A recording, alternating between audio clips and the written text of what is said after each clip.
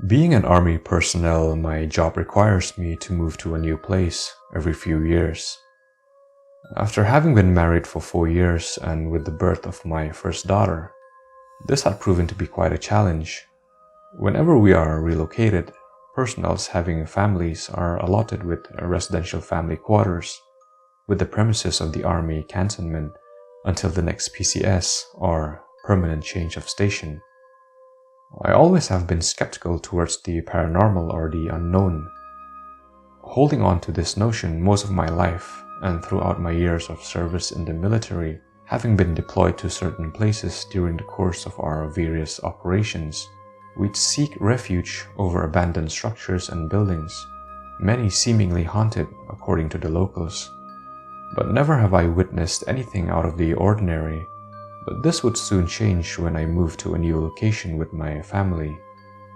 One night when my daughter was about 2.5 years old, we were home alone talking right before bed as my wife was on duty, covering her shift as a nurse. Rather than the regular bedtime story, we decided to play a game where we gave all her stuffed animals silly names. Name the last one, as she asked. What's her name? I said something along the lines of, Who? Honey, we already named everyone. She then points to the blank wall and says, That little girl. Now I don't know if it was just an overactive imagination or something else. All I know that it freaked me the hell out, enough to sleep with the lights on for the next few days. I began to witness other occurrences when I was home alone. My wife had gone to stay over at the in-laws across the state to care for her mother who had an accident, injuring her knees and was confined to a pair of crutches. As she took our daughter along, I was left all alone in the house.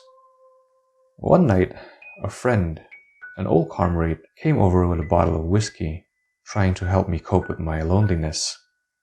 As he was about to play some tunes on the speakers, I went to the kitchen to fetch a pair of glasses along with an ice bucket and some peanuts.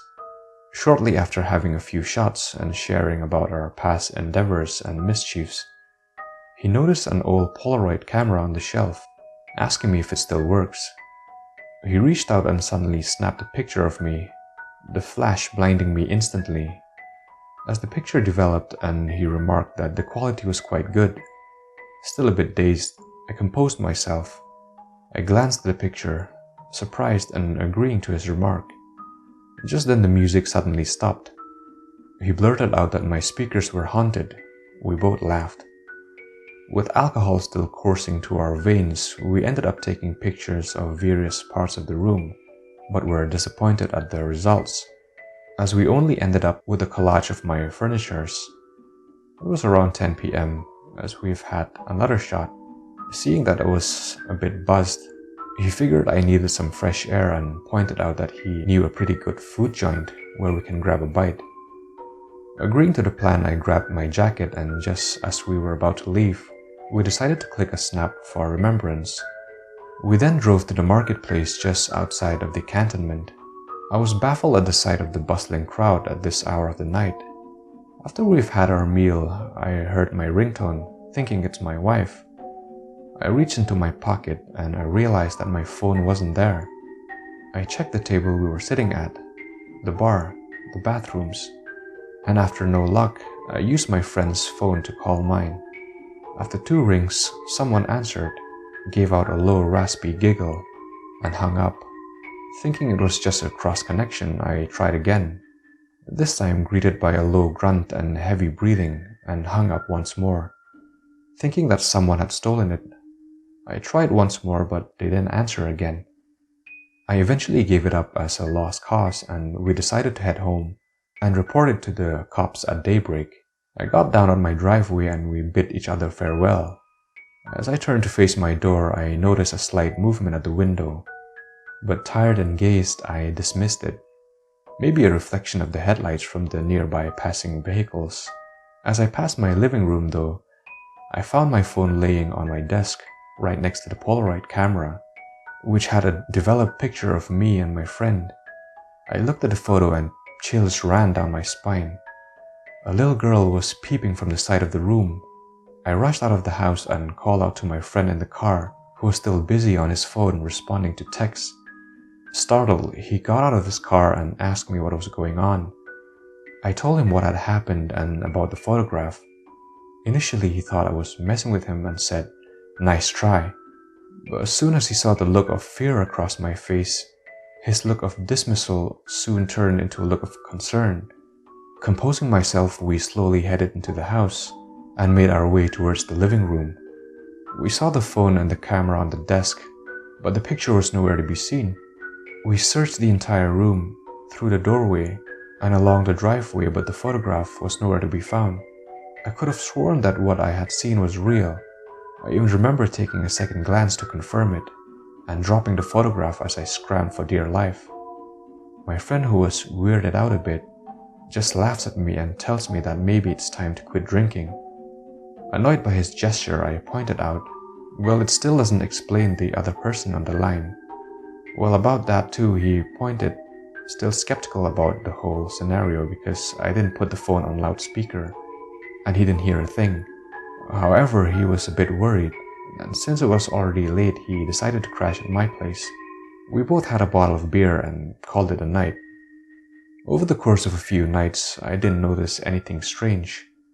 However, the memories of that evening was still so vivid. The dreary image of the young girl still haunts me. But being the trained and hardened soldier that I am, I don't want to share it with anyone. I'd have a hard time getting sleep at night. I'm not wanting to take medications because of my no drugs policy. I'd rather resort to drinking to make it easier and to get some shut-eye. But each morning I'd feel fatigued, nauseous, and hungover. I'd resort to jogging and working out at the gym to feel a little better. On the following Sunday morning, while I was coming back from the gym, I decided to visit the nearby markets along the cantonment to buy some supplies. These stalls were run by civilians, some of the businesses being decades old.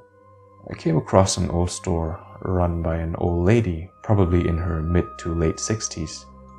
She was really kind and we exchanged a few conversations while she helped me out with my list.